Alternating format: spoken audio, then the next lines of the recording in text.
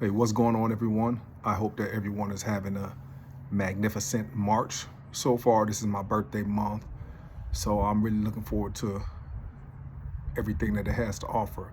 You know, we're continuing our journey to a million. It is slow and steady, but we will definitely get there sooner than later, so I'm looking forward to that. Just want to hop on real quick and talk about tipping culture. You know, listened to a recent podcast episode from Julian and Kirsten Saunders of Rich and Regular, who are also the authors of one of my favorite books, which is called Cashing Out. And they talked about the tipping culture, mainly guilt tips or guilt tipping. And I think it was a great episode. Great episode. I'm gonna actually try to put the link to the video or link to the podcast in the comments below. But I just want to talk about it a little bit. So when it comes to tipping, I've always been a really good tipper. I came from a universal $2 tipping family. You know, it didn't matter if the bill was $30 growing up, or $40, $50. For the most part, we would go to buffets because, we didn't have much. So it was always like, hey, I want to get the most bang for the buck. But we did have servers at these establishments, whether it was a buffet or not. And it would always be a universal $2 tip on the table once we were done. And, I didn't think anything about it. I didn't know what was a good tip or what wasn't a good tip. But I knew growing up that I was always going to tip whoever our servers were handsomely. And I sometimes overdo it,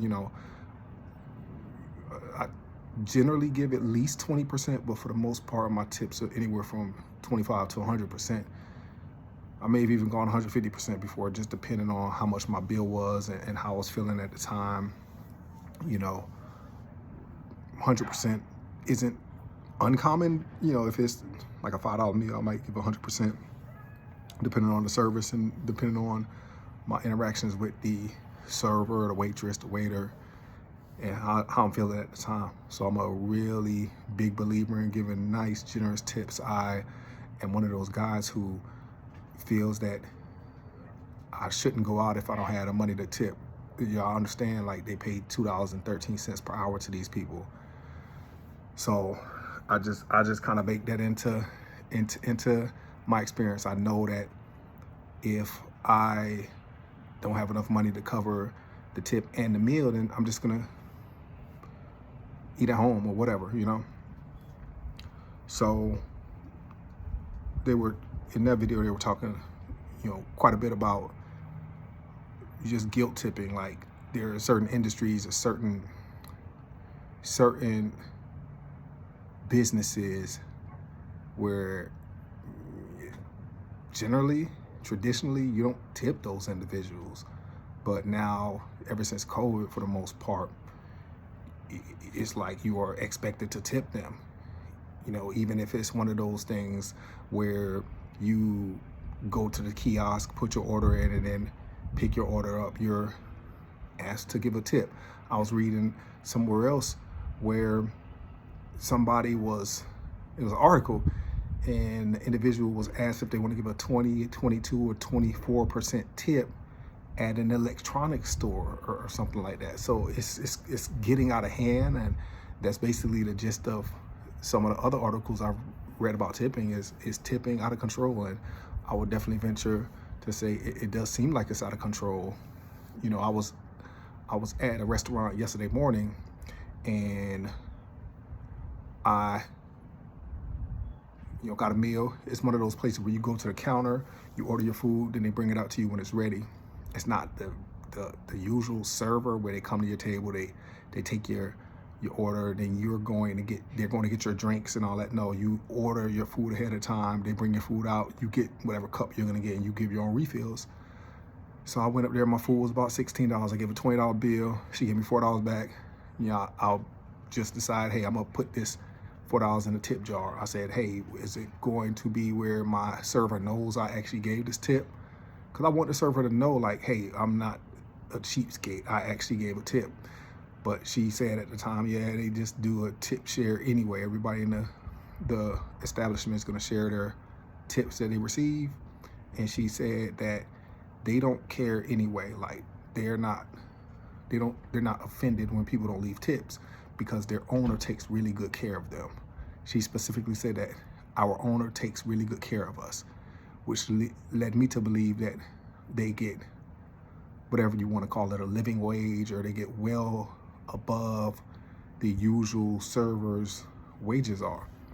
So it led me to believe, like, hey, I think that the owner, who has to have enough room, for margin, he has to have enough margin to make a serious profit to stay in business and handsomely reward his employees. So he has probably baked his salaries for his employees into the prices, which I'm fine with. Like, I used to think it's overpriced, but when you think about the really good service that you get every time you go, and you think about the really good food, it's well worth it. It's well worth it. And then the fact that they aren't expecting tips makes it that much better. People don't have to go in there and think, oh, do I have to do 15%, 20, 25%? I did it anyway. It was an extra on top. But they basically bake their servers or employees' salaries into the cost of the food.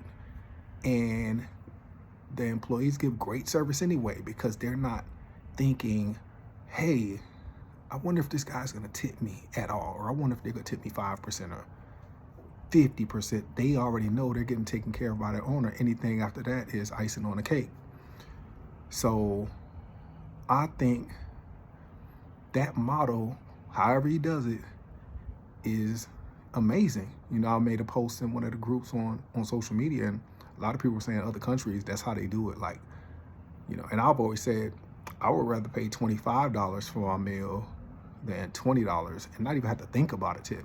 Like I said, I tip very well, but I would rather pay more for my meals and not have to even think about a tip, and allow the employees and servers to get a nice wage than for me to pay less for my meal. And then on top of that, you got to think about the tip. I heard about another business, I think it was in Seattle, to where they found out that the people in the back were getting an inequitable salary as opposed to the servers, who were receiving a ton of money in tips. The people in the back weren't getting anything. So what they decided to do was to cut out tips altogether, and then they would kind of bake in the price of the food, bake in the increased price and the taxes into the cost of the meal. So instead of paying $6 for an item, you would pay $8, and that $8 would include a tip and it would include the taxes. So, as you come in there and you budget, if I get 5 of these items, it's gonna be a straight $40 out the door, as opposed to it's gonna be $30 plus tip plus tax. So it's easier for everybody involved, and it's more equitable for the people in the front and the servers. The people in the back and the servers, because pretty much everybody's getting a similar salary. But tips, man, I did a video about tips a few weeks ago, and it's just something I could talk about forever. Like, how can we fix our tipping system in the country? Because it is out of control, and that you just don't know, who to tip and how much to tip.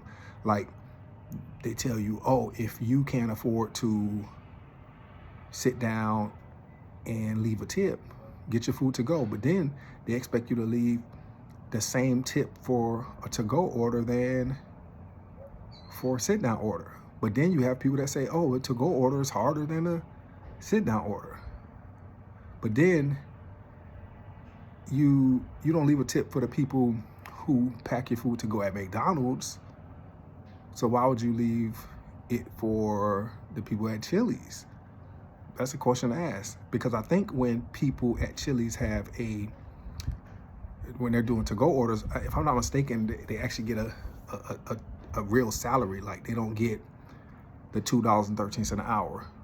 Or the hostesses, I think that they get an actual salary or actual wages rather than the $2.13. But I could be wrong. But the whole thing is weird and confusing. What's the best way that you've seen it to be corrected? What do you think we should do about tips in our country? Do you think we should keep it as is? You know, the funny thing is when they always say, hey, they're gonna ask you a question. So when they swipe your card, they're gonna ask you a question. You know what it is, 20, 22, 24% tip. What do you wanna leave? I'm like, this is a casual restaurant to go. Like, I don't know. What do y'all think? I'd love to hear your comments. If you have any questions, comments, concerns, please leave them in the comments below, and I would definitely love to have some dialogue about the tipping system. But to me, 25% is a nice little round percentage. I, obviously vary it, but 25 I think is a great number, and it allows the waitress and waiter to feel good about their, what they've received, and it's not breaking my bank too much. But I'm still confused. I'm still confused on what to tip, when to tip, how much to tip. I don't know. But y'all tell me what you think, all right? Hey, y'all take it easy. Appreciate it. Take care.